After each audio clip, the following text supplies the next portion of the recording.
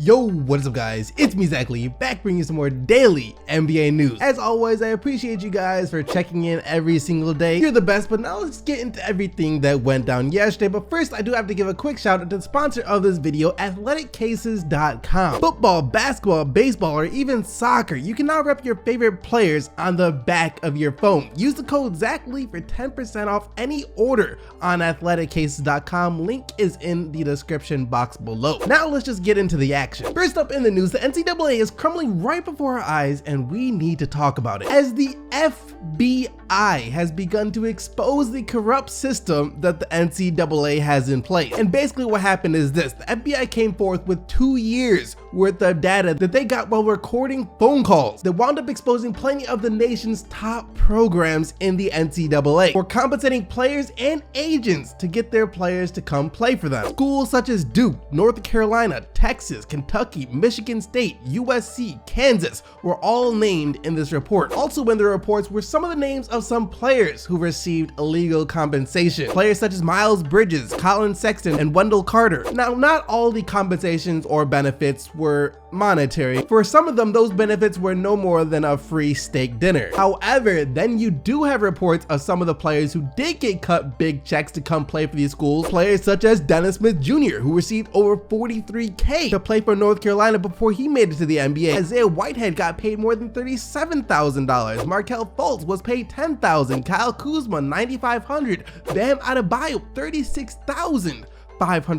And the newest member of this list was revealed to be none other than DeAndre Ayton, as Sean Miller of Arizona was caught on wiretap talking about paying him $100,000. The list goes on and on and on, and there are some bigger fish and some smaller fish here. Of course, some players are receiving close to $40,000, other ones are getting a free steak dinner. Now, do I think the people who receive some free food should be lumped in with the players who are getting big checks?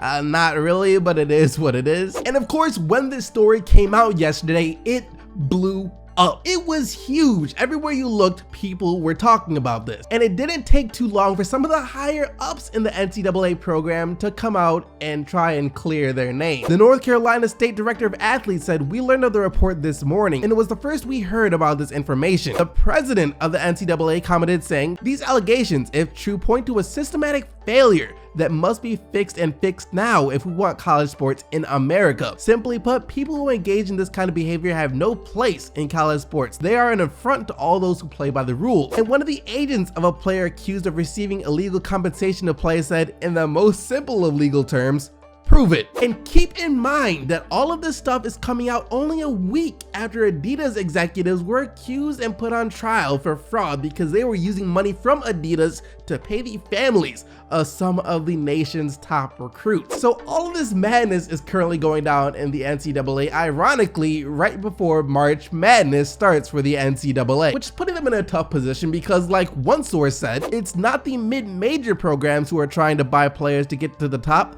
it's the teams that are already there. Yeah, it's the bigger programs for the most part that have been named and called out for paying players under the table, breaking the rule. And this is putting the NCAA in a bind because if you punish the players in the organizations now, it will have a huge impact on the tournament that's coming up. So some people are thinking that they might wait until after the tournament to hand out punishments because they don't want to screw everything up. But then again, what will be the point of that if the team that wins could have their championship stripped from them for violating NCAA policy? It's a mess, and this whole thing has people torn. You have some people, well, I should say most people, who aren't surprised at all by this, who knew all along that players were getting paid under the table to come play for certain organizations. And then you have other people questioning why it is in the first place that the FBI is getting involved in this. Don't they have more important things to do for 2 years than to listen to which college players are getting paid? But then the biggest question of all is, how do we fix this? What happens now? Will the NCAA finally start paying its players because of this? Or even if they don't want to pay them out of their own pocket, will they at least allow the players to make money in other ways? Maybe in the form of sponsorships, endorsements, things of that nature. But even then, even if that was the case where players were allowed to receive sponsorships, that wouldn't put an end to this problem because you can guarantee that organizations would still be going under the table paying players to come play for them. So it seems like the only only way to stop this illegal activity from happening is to make it legal. If teams are allowed to pay players, then you won't have things like this happening anymore. Because the bottom line is this: one way or another, these organizations are going to find ways to put money in the pockets of players that they want to come play for them. And that's what Lonzo Ball pretty much said about this entire situation when he was asked about it yesterday as well. I mean, everybody knows everybody's getting paid.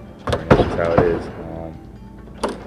Everybody's getting paid anyway. You might as well just make it legal. So that's how I feel. The NCAA is going to have to make some serious changes here. The NBA is already on their case trying to make it legal again for players to go straight from high school to the NBA. You know, LeVar Ball is out there somewhere rubbing his hands, chopping his lips at the sight of all this dysfunction, at the sight of the NCAA crumbling as he prepares to launch his JBL league. So with all this outside pressure as well as the inside turmoil with the NCAA, it is only a matter of time before some serious changes are made. In other news, speaking of contracts and players getting paid, one player who is about to get a large sum of money is once again LeBron James. The only real question here is, who is going to be paying him? What team is he going to sign with? That's been the question all season long so far. And with the Cavs' recent success that they have found ever since they decided to go young, they are once again seen as a team that has the capabilities of re-signing LeBron James somewhere where he might actually want to stay. However, we did get reports yesterday saying that Cleveland is no longer willing to bend to LeBron's will. They might not even be willing to do what it takes to keep him. Dan Gilbert's not going to do what it takes to keep him. Not a chance. He's going to give him a no trade clause or let him dictate contract terms. That's what one source who was supposedly close to the situation had to say about this. And by now it's well known that LeBron James and Dan Gilbert, the owner of the Cleveland Cavaliers, don't necessarily see eye to eye, because both these guys are guys who want the position of power, who want to be able to call all of the shots. So if this is true and Dan Gilbert isn't willing to, let's say, give LeBron James a no trade clause, it's going to put Cleveland at a serious disadvantage when it comes to keeping him, because LeBron James will not want to be in a position where he allows himself to get traded. Imagine if he does sign a longer term contract with the Cleveland Cavaliers and then winds up getting traded to the Brooklyn Nets. It wouldn't be a good look at all. In other news, Jimmy Butler. We actually have a couple of things to report about Jimmy Butler, and I'm gonna start off with this one so I don't get your hopes up for the later news. Let's get the bad news out the way first. Jimmy Butler went down in the Wolves game against the Rockets yesterday, and this was an injury that was scary to see. Not because it was a gruesome injury, but because it was a seemingly non-contact injury, and it involved his knee, just like it was with DeMarcus Cousins. Butler just went down, and afterwards he couldn't even put any pressure on his knee and had to be helped off the court. So initially everyone thought that he was done. He had tore his ACL, and we won't get official word on what's wrong until later on, but we did get a report saying that the Wolves are optimistic after initial tests that he has avoided an ACL tear. So it could just be a severe knee sprain, which would still suck, but clearly it's not as bad as a torn ACL. So that's one part of the Jimmy Butler news. But the other part actually came out before that had people pretty excited until he went down with an injury, as Jimmy Butler issued an open challenge to Lou Williams or any other player that had a problem with him sitting out during the All-Star game that felt like they should have been in over him if he was just going to sit out. He said that he'd be willing to play any of those guys for $100,000. When I asked him his reaction to Lou Williams and All-Star stuff, tweeting, "You serious, bro?" after his decision to sit out, Jimmy told me, quote, "My thing is this, to Lou and to whoever else thinks they're an All-Star, with all due respect, LeBron and them got $100,000 for winning. So if you got $100K to put up and we play one another, you guard me, I guard you, I'm gonna show you why. All this talk, put $100,000 up, and I'll show you why." And there I'm at. Assuming Jimmy Butler didn't tear his ACL, this is something that we need to happen, that has to go down after the NBA season is over. We need video footage of Lou Williams and Jimmy Butler playing for $100,000. But that's going to lead us to the question of the day. What do you guys make of this whole NCAA situation? I want to know your thoughts on everything. What do you think should be done in terms of punishment? With the NCAA tournament coming up, do you think they should wait till after or hand down justice before? Also, do you think that they will start to pay the players now? Let me know your opinions on anything that has to do with this down in the comment section below. But now let's take a look at what you guys said in yesterday's video. And yesterday, after news broke that the NBA is considering considering adding in a play-on tournament to determine the 7th and 8th seed of both conferences. I asked you guys how you feel about this, if you liked it or if you think it's not fair, and here is what you said. I think the new system wouldn't go over well with players and will further diminish the significance of the regular season. Now they should just leave it alone. It's not fair to stay focused and grind through 82 games, then not get to play when you deserve to. Like I said yesterday, I think the idea in and of itself sounds pretty fun. A 1-game series to determine who gets the 7th and 8th seed of both conferences. Those would be some really fun games to watch, but at the same time, I don't think it's the most fair thing in the world. While you might say if the 7th or 8th seed lose to the 9th or 10th seed, then they don't deserve to be in the playoffs in the first place, it's not that simple. This is the NBA. Any team can be any other team on any given night. Players can have off nights. Numerous things could happen that could cause a better team that was better throughout the entire season to lose the game, and now they're not in the playoffs because of it. Still though, it would be fun to watch. Don't forget to leave your answer for today's question of the day down in the comment section below, but now let's take a quick look at the games from last night. Without Butler, the Wolves didn't stand a chance at all against Houston, who were able to pull away easily in the second half to get their 11th straight win, 120-102. James Harden with 31 points and 9 assists, while Towns had 18 points and 13 rebounds for Minnesota. After falling to the Wizards the night before, the Cavs bounced back big time to get the blowout 112-89 win over the Grizzlies. LeBron James tallied his 11th triple-double on the year with 18 points,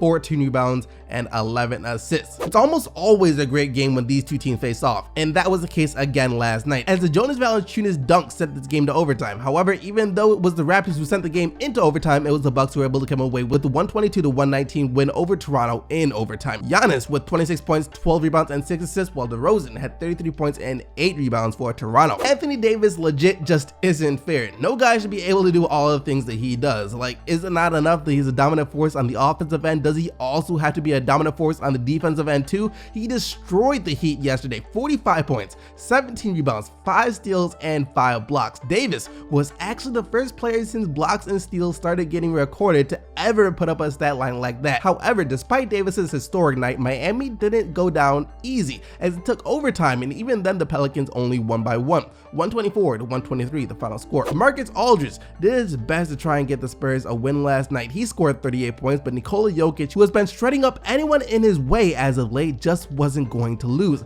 as he had yet another triple-double, 28 points, 11 rebounds, and 11 assists, as Denver comes away with the 122-119 win over San Antonio, even though Jokic did foul out with just under 2 minutes left to go in the game. Man picked up 5 fouls alone in the fourth quarter. The All-Star break came at the worst possible time for the Jazz, as before they looked unbeatable, but it was a different story yesterday after the break, as Portland was able to put an end to Utah's 11-game winning streak, 100-81 the final score. Damian Lillard and CJ McCollum combining for half of Portland's offense. They scored 50 points between them. At first, it looked like the Suns were about to lose their 5th game of the season by 40 or more points. The score was once 31-5 in the first quarter of this one, and LA had a 29-point lead going into halftime. But Phoenix at least showed a bit of pride and fight in the second half to make the final score more respectable. 128-117, the Clippers still win. Williams was magnificent off the bench, scoring 35, while Tobias Harris also had a 30-point game, while Booker and Warren scored 27 apiece for Phoenix. The Boston Celtics broke their little losing streak with the 110-98 win over Detroit. Daniel Theis scored a career-high 19 off the bench for Boston, while Drummond had 15 points and 17 rebounds for Detroit. Lonzo Ball returned after missing his past 7 or 8 games for LA, and he came off the bench as they're still trying to ease him back into things. They also said that he's not going to be playing back-to-backs at the moment. Only played 17 minutes last night, but still did quite a bit of damage in those 17 minutes. 9 points, 7 rebounds, and 6 assists, but no one did more damage to the Mavericks last night as Julius Randle, who dropped a triple-double on his hometown team, 18 points, 13 rebounds, and 10 assists. Lakers should be happy that they did not trade this guy. The Charlotte Hornets win again. They've been looking better as of late, but it might be too late for them. They'll have to have an unbelievable rest of the season to make the playoffs now. Kevin Walker didn't score 30 this time, but his 24 points were still enough for the Hornets to get the 122-105 win over Washington. Domantas Sabonis led the Pacers to blow a 116-93 win over Atlanta. He had 21 points and 13 rebounds off the benches. Indy continues to be the surprise team of the season. And that wraps up all the action from last night. Hope you guys enjoyed the video. If you did, be sure to smack that like button and subscribe to the channel so you don't miss out on more daily videos, as well as join the quest to 200,000 subscribers, hashtag a million in a year. Remember to vote for the player of the day, but also remember the only players whose team won are eligible to win player of the day. And yesterday, that player was Stephen Curry with his 44 points and 10 assists. Thank you once again for watching. I'll see all of you right back here tomorrow for more, but until then, I am out of here.